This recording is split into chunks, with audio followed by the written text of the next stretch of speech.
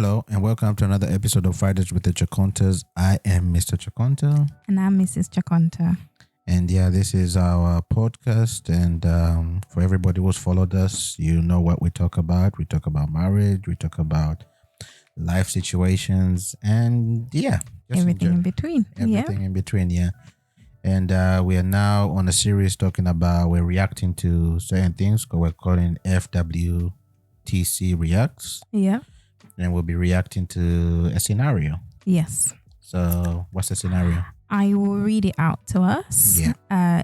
So it goes like this. My husband and I have been married for 5 years and we have a child together. Yeah. Though my husband has another child with another woman who is 10 years old. My husband and I have been having issues raising our children together as he gives me limits when it comes to my stepchild. Whenever I want to discipline him when he's wrong, my husband would always intervene and shield him even when he has seen that the boy is wrong. I find it wrong, especially that the boy is staying with us and we need to ensure he grows up well. Sometimes we could quarrel as he likes accusing me of hating the boy. If I hated him, I was not going to accept him in my house. I tried to talk to him, but my husband can be stubborn, so I told him that if he thinks I'm mean and not good to the child, maybe he should let him stay with the mother. My husband said all sorts of things and even told me that if I wanted, I should go. I claimed that the boy is young and still growing. I spoke to one of his aunties about the situation, of which she also agreed that if he cannot let me take the boy as mine, then he should let the biological mother take him. The biological mother brought him over because she had issues with him being naughty. She explained of the bad traits the boy has. At some point, I found him experimenting bad manners, things with a car friend from the neighbors, and I told my husband about it as he tells me that I should be telling and he will be disciplining him alone. Surprisingly, my husband defended him. The boy steals, insults, and fights a lot, and when I want to help him, my husband is always on his side. What is my role then as a wife if I cannot manage him as my own? I do not want people to think I don't care about him because he's not my child. How do you manage How do you manage stepchildren? Are there limits that are given? I really do not understand at this point. One time when I was sending him to get something, he refused and openly said, "After all, you're not my mother." It's been tough, I can't lie. I really don't know what to do. I really don't want to look like I am cold-hearted. Yes, Mr. Chakonta. I don't know what to start. You start. No, I've left it in your hands. You're really good at starting and making things flow quite well. So please start. I think it's more on the side of where this child has been brought into this home, but is mainly now saying if a child has been brought into this home, there needs to be a level of where both of you need to agree and say, this is how we function in this home. Yeah. And I don't think that's been communicated on both sides. They don't know how they should function in a home. So it goes back to the issue of what's their foundational aspects of how a home should be run. She may be thinking, I've got, since I'm married to your father, I've got every right to raise you and I've got every right to discipline you and to do everything because I am your father's wife. So automatically you become my mother. Maybe he doesn't think that way. So they haven't communicated the way they should function in a home for the home to thrive. And because of that, now it's bringing an aspect of where her authority feels undermined in the home, especially with a child from a previous relationship.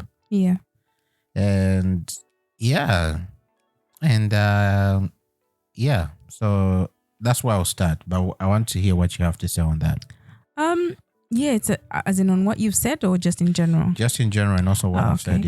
No, it's definitely a tough situation. And I think in this scenario, obviously we've only heard the story from the lady's side. Like we always say, or what you always say is it's good to see the other person's point of view. Yeah. So we're only seeing it from one side. But I feel like it's a tough one. It's a really tough one because already it seems for me that she's trying her best to do well and to do well by him, recognizing him as a child and trying to discipline him. And also she's mindful. She doesn't want to look bad, but also her husband has said in many ways, you probably just hate the boy based on what she said. So I think she's in a really tough position because it seems like she's tried to talk to him, but then she's saying he's stubborn. He doesn't listen. He thinks I just hate him. So I wonder, it's really hard to get that. In what way does she communicate that to him? Is it after the boy has done something wrong? And then maybe it's at that moment when her mind is, she's angry, she's upset, and she's just like, oh, your child this. And so maybe, coming from the man's side, he might be feeling that, oh, you're always coming to me with a negative attitude or something negative to say about the boy. I think in this situation, you can really see that she's working hard. And obviously we're trying not to take sides, but it seems like what is the man doing in response? Like what about the other child? How are they raising the other child? Is there a difference with how she's raising both of them? And I think it is a really difficult situation to be in, being a stepmom or being a stepfather, because you're always mindful of, okay, especially when you're trying your best to be good, you're always mindful that how are my actions going to be perceived? But also she's mentioned, because one of the things that I would have said was, what about the boy's mum? So clearly the boy's mum thinks that the child is also naughty, and that's why, there's an element of saying, maybe if I take you to your father's, he would discipline you. And so it seems that maybe there are two women here trying to discipline this young boy, because from the examples she's given, yes, he is being mischievous. He's stealing, he's insulting, he's not being obedient. So it does sound like this boy does need discipline. And what is the role of this man in disciplining this young boy? And I think maybe also, like, just to back on what you're saying, like maybe the discipline he needs is not probably from these women, but maybe he needs the discipline from his father, because it seems that maybe that would be the thing that will pull more weight and give him direction.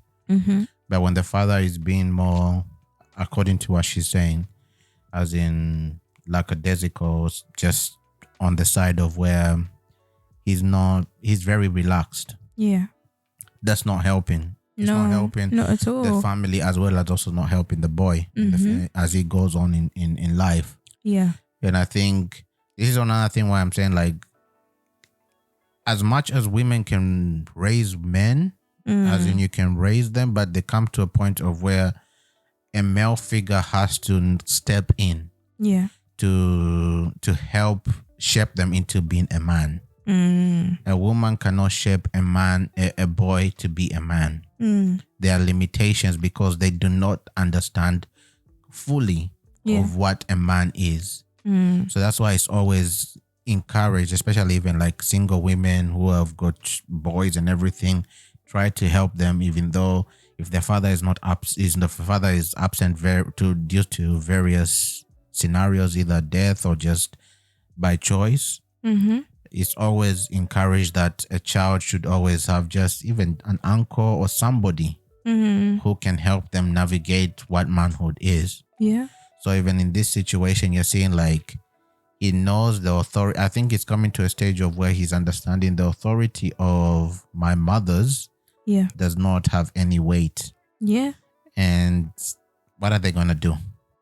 Or something like that. And now the father has to be able to discipline that child, to be able to encourage him to understand that, look, if you don't get disciplined in this house, when you go out there, the law will discipline you. And the traits that he's picking up seem to be very concerning. Definitely. If he's stealing, if he's doing ABC. He's 10 years old. He's super young. Yeah, and if that's not checked at that age, it can be very destructive, and you can see this can be seeping into when the boy grows older. Yeah. And these are bad habits that you feel, oh, nobody, I can get away with these because I've been getting away with them in the home. And I think this is why now the father needs to step up based on what we are seeing through that account. Yeah. But on the mother's side, I think who's The stepmom. the stepmom, yeah. I can also see it on another side, or maybe on the man's side, where like, because sometimes stepmoms can be very harsh. So I don't know if she, like you were saying, her treatment towards her stepson is a bit harsh to the where the father has to compensate and show a bit more love. Because it seems as if when we come from, like, I don't know, I'm generalizing. Yeah. In the sense of like maybe if the stories we hear from like maybe African culture and everything like that, where like stepmoms are very harsh towards their stepchildren and all that stuff. And then because of that, you see maybe he's compensating and showing, oh, maybe you're in this scenario that you don't want to be in.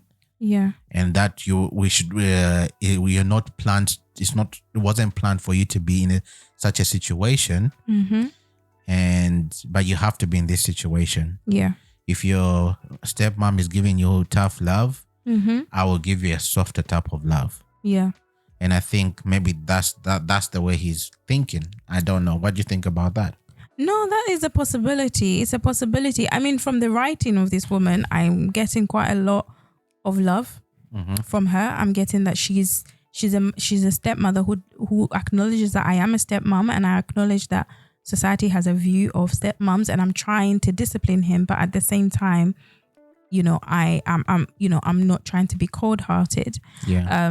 So I feel like she's in this example, yes. But no, I agree with you in the sense of like generally, sometimes I feel like the other partner, whether it's a man or a woman, might be trying to compensate. And in doing that, you create a division. Yeah. So here there's a clear division. And I think when we're raising up children, whether it's with a whether they one parent is not in the home, but you have a stepson or a stepdaughter, I think here it's very clear that the two are not together, and the child can see that. And the child is now bringing problems because she said that they've had arguments. So it's now creating a problem in the marriage. And he's gotten to a point of saying, well, if you have a problem, you can leave. Yeah. And I'm like, children should not have the power to do that in our homes. Yeah. Yeah. And a good example is you saw like the story we see in the Bible between Abraham and Sarah, where Ishmael comes into the picture through Hagar, who was the maid or the slave, you'd say. Yeah. And you saw how the mother now started treating Sarah, and it became a big problem in the household. Yeah. To the point of where Abraham had to make a decision and basically send away his son. Yeah. And for the sake of the marriage. And I think it now comes to an aspect of where people need to understand the marriage is the one which is important. Because I think we come to a certain place where like, I'm not just saying African side because I'm not generalizing. Sometimes where like, ideally, when the children come, it's like the children become the most important thing. Yeah. To the point of where we put our energy and our efforts into the children. Yeah. To the point of where it's like, oh, if you had to choose between you and my child, I'll choose my child. Yeah.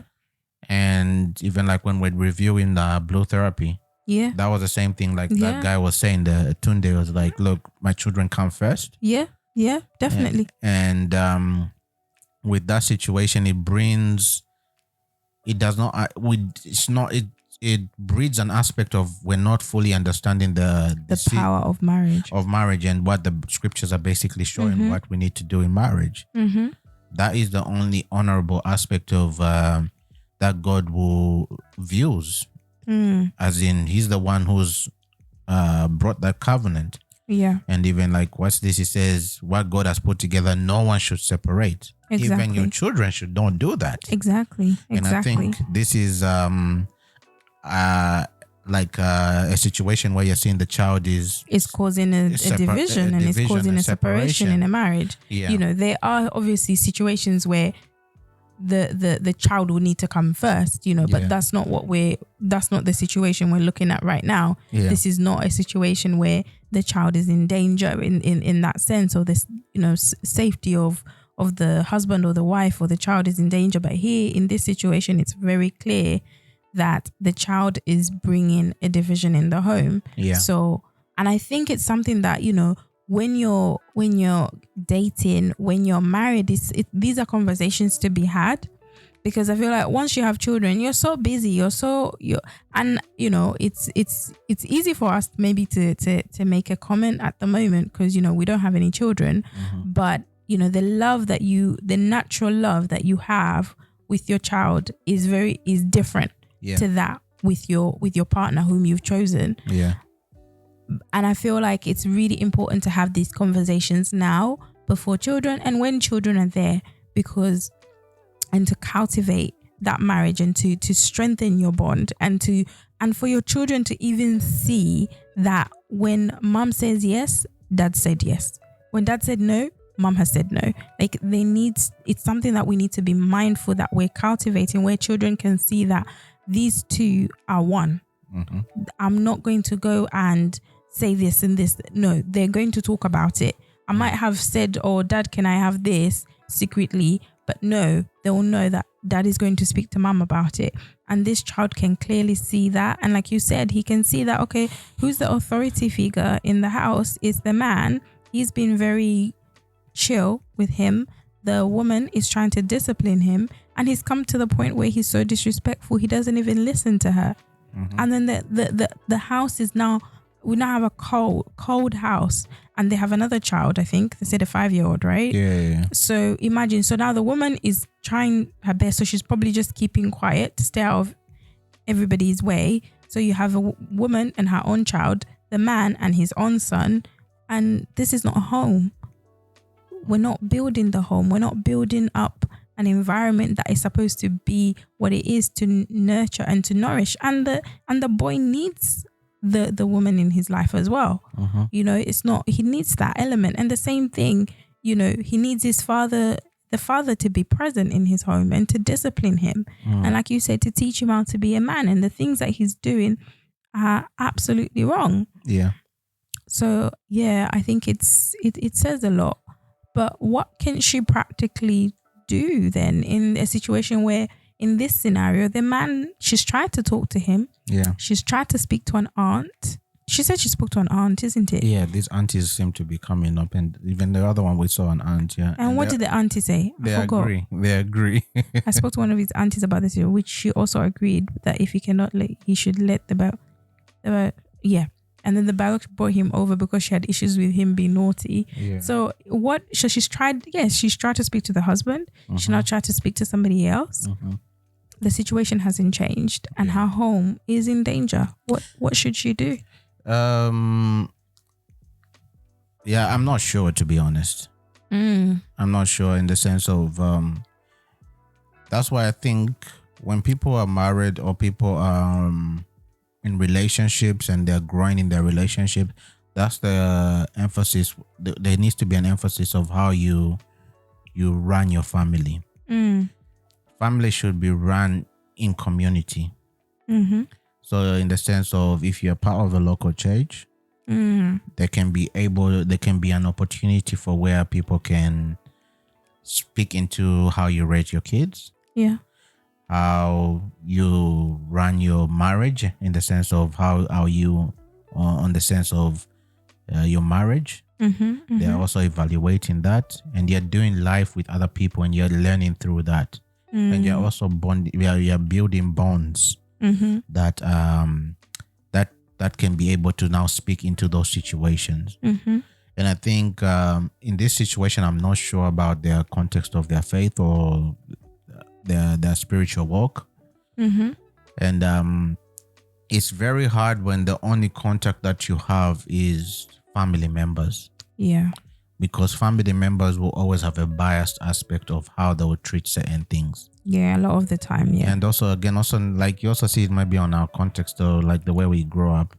If like maybe somebody, like I have a family and I'm the one who's giving money, they won't give me the same energy of telling me off, because they'll feel like me telling them off. Oh, okay. Them telling me off, that means I'll cut. They cut off.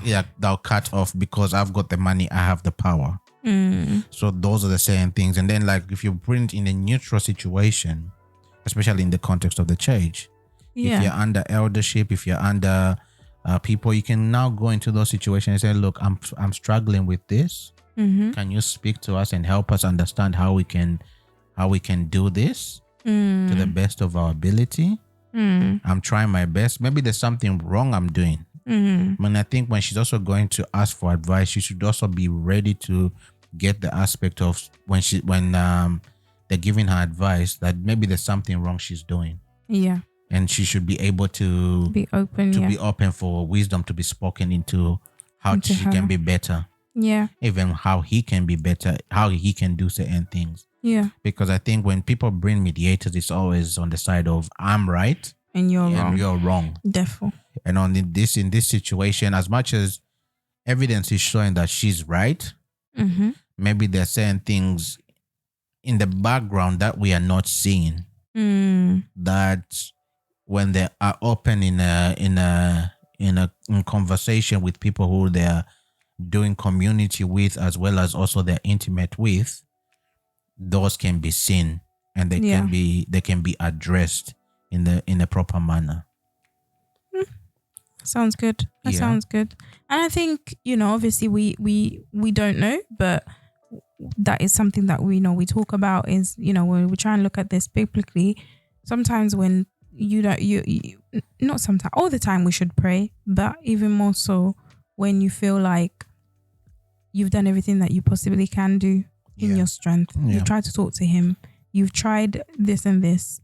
You can pray about it and ask God to give you wisdom. Ask God to give you the right words to say. Ask God, because God can change people's hearts. God can change the whole situation. So praying about it and just asking God for wisdom each and every single day. How do I discipline him? How do I communicate with my husband? God, give me patience, give me grace, in situations. And obviously it's God will give you wisdom because you can analyze certain things, if he was being harmful towards you or the baby, then this is something that you would need to act on, immediately. If it's something different, maybe you can allow time to help you figure out what to do next, if you know what I mean. So definitely I don't think we should underestimate the power of prayer and asking God to guide you. And and having a family, because the other woman as well, it sounds like she also knows her son, because sometimes you get problems where the other woman thinks the son is an angel, but in this situation it seems like she also knows her son. So perhaps that's also a point where you three can have a conversation where the other woman, your husband, and you know what I mean, like they can actually all have a conversation to say, okay, this is what we've noticed, what can we do? And perhaps having a mediator there, which is what you were saying in the context of church, that will be very helpful. There's no reason you're all going to be parenting this child, the biological mother, the stepmother, the husband, and if there's somebody there who can be a mediator to discuss what are the things that you agree with in terms of how do you discipline him, what do you do, like practically. And I think the other mother knowing her son is really helpful for her. Because if she didn't and she thought that, then this would just be even more messy. And I think maybe it's on the other side of where like the mother just said, look, I can't deal and this boy needs a manly touch. And that's probably why she sent him there. Let's give it like Fresh Prince. It's like the Fresh Prince scenario. Where like Will Smith was getting into so many problems. And like the mother had to send him away to go live with his auntie and uncle. And you like see like especially the original one. Yeah. You saw how Uncle Phil helped him become more of a man than he would have been if he stayed with his mom. Yeah. And I think sometimes also just I think we also don't we need to value the aspect of the sense of male leadership. And those are things that I think we need to ask God to help those people who they send their children to help them in a manner that will bring them in the right direction. Yeah. In this context, it's the father. In other contexts, some people will send to their maybe their brother or whatever just to help them out. And I think maybe she did. I think she's done the right thing because she's noticed that he's doing something wrong. But I think here the situation is probably the father is very relaxed. Yeah. And because of his relaxedness, it's not only it's damaging the boy. Very much so. And this is something where you can see, like, if the boy continues this way, yeah, I wouldn't be surprised if the law had to come into play in the future. And I think that's why the Bible tells us that we shouldn't spare the rod. We should discipline our children. And I think even when she's disciplining the child and then he's basically defending the child, that's not showing love towards your son. You are taking away that aspect of where he needs to understand there are consequences towards his actions. Because right now he feels like whatever he's doing he's doing whatever he's doing in his eyes it's right. Yeah. So I think that's why you're saying, like, the mother, why she sent him away is like saying, look, you need a manly touch. And the father needs to step up on this situation. So yeah, any other points on that we haven't touched on that No, I think we've covered it. I think that's what we have so far. Yeah. It would have been, it's always good to hear the other side of the story. Yeah. But do you think she's in a very hard position because of being labeled as a stepmom? Yeah, I think it's very difficult already when you're starting a relationship.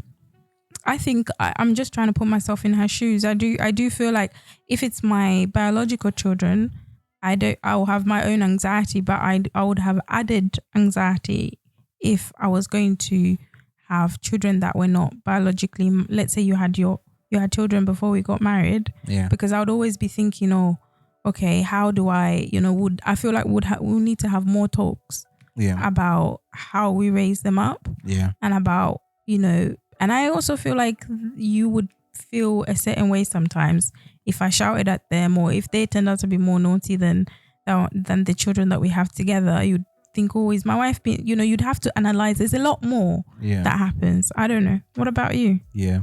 Yeah, I think it's a hard situation. And I think it brings a level of where, like, ideally, look, we're not saying that if the child came in a particular way, the child has come. We say that's God's gift.